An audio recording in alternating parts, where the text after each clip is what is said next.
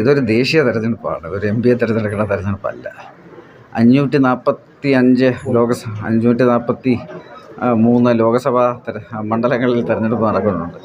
ഞാൻ ഭാരതീയ ജനതാ പാർട്ടിയുടെ സ്ഥാനാർത്ഥിയാണ്. ലോകത്തിലെ ഏറ്റവും വലിയ പാർട്ടി. നമ്മൾ 450 മണ്ഡലങ്ങളിൽ നമ്മുടെ സ്ഥാനാർത്ഥികളുണ്ട്. ഇതിൽ ഒരിടത്തും പറയാത്ത കാര്യങ്ങളൊക്കെയാണ് കഴിഞ്ഞ 3-4 ദിവസമായിട്ട് ശ്രീ ആൻ്റോ ആൻ്റണി പറയുന്നത്. അതായത് സാധാരണ ഒരു തെരഞ്ഞെടുപ്പ് തോറ്റു കഴിയുമ്പോൾ ആൾക്കാരിങ്ങനെ പല എക്സ്ക്യൂസുകളും പറയും. ചിലവർ EVM-നെ കുറിച്ച് പറയും, ചിലവർ കള്ളവോട്ടിനെ കുറിച്ച് പറയും. ഇതാദ്യമായിട്ടാണ് ഇങ്ങനെ ഒരു കാര്യം കേൾക്കുന്നത്, ചിഹ്നം വലുതാണെന്നൊക്കെ.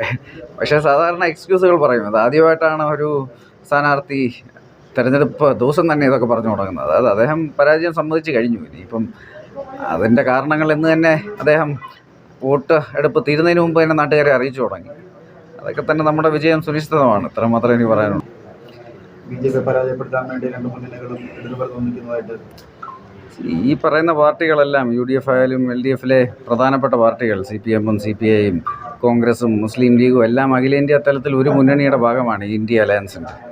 കഴിഞ്ഞ 2 തെരഞ്ഞെടുപ്പുകളിലും ഇവരെല്ലാവരും ഒരുമിച്ചാണ് ദേശീയ തെരഞ്ഞെടുപ്പിൽ നരേന്ദ്രമോദിജിയെ തോൽപ്പിക്കാൻ ശ്രമിച്ചത്.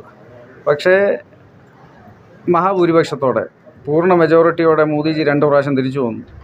രാഹുൽ ഗാന്ധി നയിക്കുന്ന കോൺഗ്രസ് പാർട്ടിക്ക് ഇന്ത്യൻ പാർലമെൻറ്റിൽ ഒരു പ്രതിപക്ഷ നേതാവിന് പോലും ഒഫീഷ്യലി അർഹമല്ലാത്ത രീതിയിലാണ് ഇന്ത്യൻ ജനത ഇവരെ തോൽപ്പിച്ചത്. ഇപ്രാവശ്യം ദേശീയ തെരഞ്ഞെടുപ്പിൻ്റെ ഫലം അതുതന്നെയാണ്. പിന്നെ ഇതിൻ്റെ കൂടെ തന്നെ ഇതാദ്യമായിട്ടാണ് ഒരു ദേശീയ തെരഞ്ഞെടുപ്പ് 2 പ്രാവശ്യം പ്രധാനമന്ത്രിയായ ഒരു വ്യക്തി. 3-ാമത്തെ പ്രാവശ്യം തെരഞ്ഞെടുപ്പിന് പോകുമ്പോൾ ഒരു ആൻറ്റി ഇൻകംബൻസിയും ഇല്ല. ഇന്നും നാട് മുഴുവൻ, ഇന്ത്യ മുഴുവൻ ഒരു പ്രോ-മോദി വേവാണ്. അത് കാരണം കേരളത്തിലും ഓരോ മണ്ഡലത്തിലും ഇത് പ്രതിഫലിക്കും. ഇവർ ഇപ്പം അഡ്ജസ്റ്റ്മെൻറ്റ് അല്ല, ഇവരൊക്കെ ഒരു സൈഡിൽ തന്നെയാണെന്നുള്ളത് നമുക്കെല്ലാവർക്കും വളരെ വ്യക്തമായി അറിയാവുന്ന കാര്യമാണ്. പിന്നെ BJP അകറ്റി നിർത്താൻ വേണ്ടി മാത്രം ഇവർ 2 ചേരിയിലായി ഒരു കപട ഗുസ്തി മത്സരം കളിക്കുന്നുണ്ട്. അതൊക്കെ ജനങ്ങൾക്കറിയാം. പ്രാവശ്യം ഇവരെന്തൊക്കെ ചെയ്താലും, ഇവരെല്ലാവരും ഒരുമിച്ചാലും തീർച്ചയായിട്ടും നിരവധി മണ്ഡലങ്ങളിൽ BJP വിജയിക്കും. അഖിലേന്ത്യാ തലത്തിൽ നമ്മുടെ മുന്നണിക്ക് 400-ലധികം സീറ്റുകൾ ലഭിക്കും. BJPക്ക് 370-ലധികം സീറ്റുകൾ ലഭിക്കും. അതിൽ നിരവധി സീറ്റുകൾ കേരളത്തിൽ നിന്നായിരിക്കും. ഒരെണ്ണം പത്തനംതിട്ടയായിരിക്കും. അതിലൊരു സംശയവുമില്ല. ഇവരൊക്കെ എങ്ങനെയൊക്കെ ഒരുമിച്ചാലും അതിന് വലിയ മാറ്റമൊന്നും ഉണ്ടാകാൻ പോകുന്നില്ല.